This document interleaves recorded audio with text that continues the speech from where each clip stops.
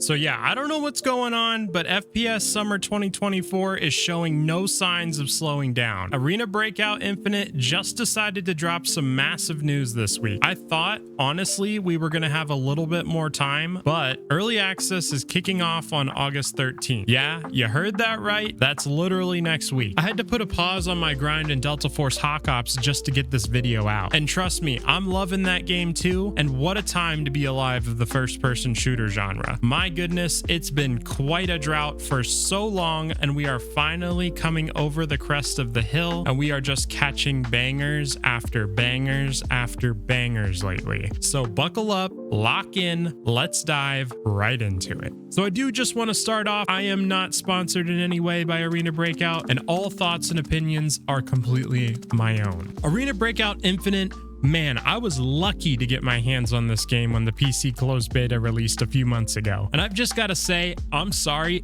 it absolutely bangs. This game is a blast to play.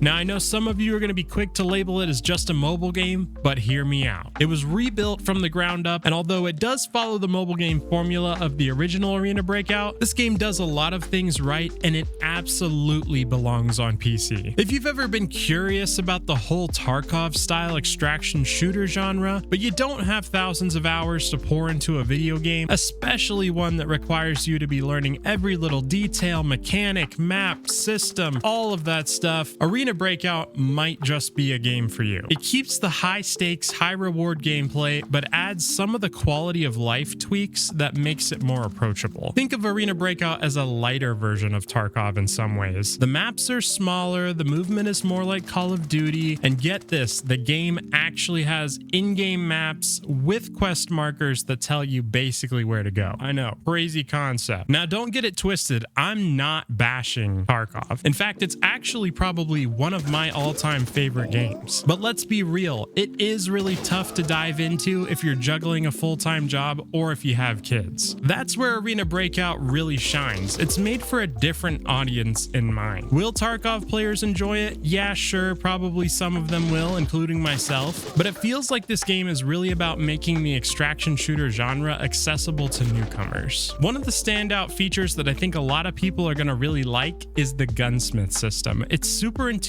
for crafting the perfect gun so that you can be ready and excited to take it into your next raid. Buying and selling on the game's auction house market is a breeze, and the game even tells you the value of items in your inventory, so there's not really any more guessing as to what's worth picking up to make sure you're making the most money per raid. All extraction points are clearly marked on the map, so there's no getting lost. And the biggest win for new players, no team damage. That means you can team up without worrying about accidentally taking out your own squad mates. This is huge, especially for those that are just starting out and trying to learn the genre. But don't think that this game is always going to hold your hand. Surviving a raid can be actually pretty tough, and maybe even tougher than Tarkov in some ways. Because of the map sizing and how aggressive everybody tends to play, survival in this game is not a walk in the park. In Tarkov, you generally could camp or hide somewhere and take your time and maybe avoid other players altogether. That strategy doesn't really work well in this game. In Arena Breakout, the loot is concentrated in major points of interest, so you've got to get there before everybody else does. Or you're going to be left with nothing, and there's no reason to have even been in the raid to begin with. You have to be quick in this game to make a profit, and at least in the beta, the loot was not really worth that much, so if you sit in a corner the entire raid, you are not going to make your money back for the money you spent on that raid. And you may say, Jack, well, actually, I don't care about the loot. I'm just going in to focus on my quests and complete my tasks. Well, I'm going to be honest with you, it's not that easy either. The maps are so small, and to extract, you'll have to cross all the way to the other side of the map, meaning that you're almost guaranteed to run into other teams.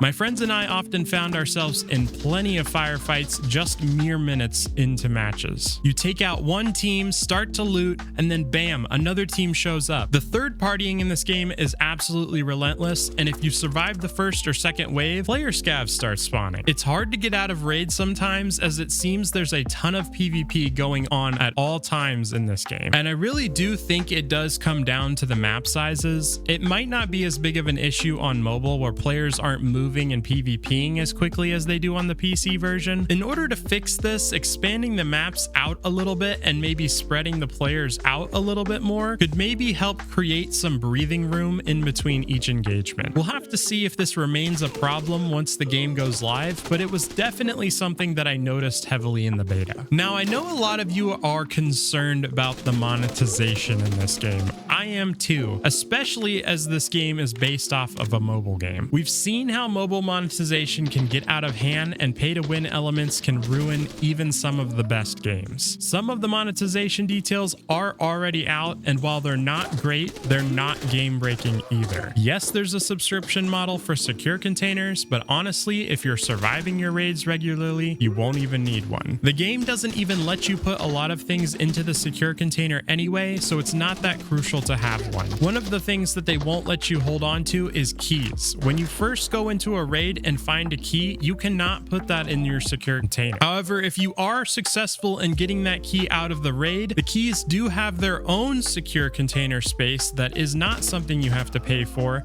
so there's no worries about losing your keys when you bring them into the next raid and going forward. The real concern that I do have about the monetization in this game is that they have hinted at the ability to purchase in-game currency with real money. By very definition, that unfortunately is pay for advantage, but it might not necessarily be pay to win, and let me tell you why. You easily can lose a lot of your gear in this game, and if you don't know how to use it, you're going to lose it very often. Just be prepared. If you are buying kits in this game using real money, you are probably going to burn through a lot of cash, as gear in this game can be lost to anyone at any time. Even free-to-play players on their first raid could easily take down someone that bought all of their gear. There's no mercy here, and be prepared to lose anything you bring into your raids. So although yes, it is an advantage for someone to swipe their credit card and have better gear from the get-go, if they don't know how to use it or they're not skilled, they won't have that gear for very long. We'll have to see how the economy shakes this system out once the game launches, and if the real money currency tips any of the balance. But for now, it's just speculation, and it's something we'll have to keep an eye on in the future. My hope is for Arena Breakout is that it finds a strong player base and continues to build on its solid foundation. The gunplay is some of the best in the tactical shooter space right now, and it's a great game to hop onto if you want to ruin someone's day by taking all their gear. I'm honestly really looking forward to the early access launch on August 13th, and you definitely can bet I'll be sinking plenty of hours into it. If you enjoyed this video, please consider leaving a like and maybe even subscribing if you think I've earned it. I've got more in-depth videos planned once the game goes live. It's been really a challenge balancing full-time job and creating content with all these insane FPSs releasing lately, but it's a great time to be a fan of the genre, and I'm happy to be excited about games again. Thank you so much for watching, and I'll catch you on the next one. Everybody have a great rest of your day. Peace.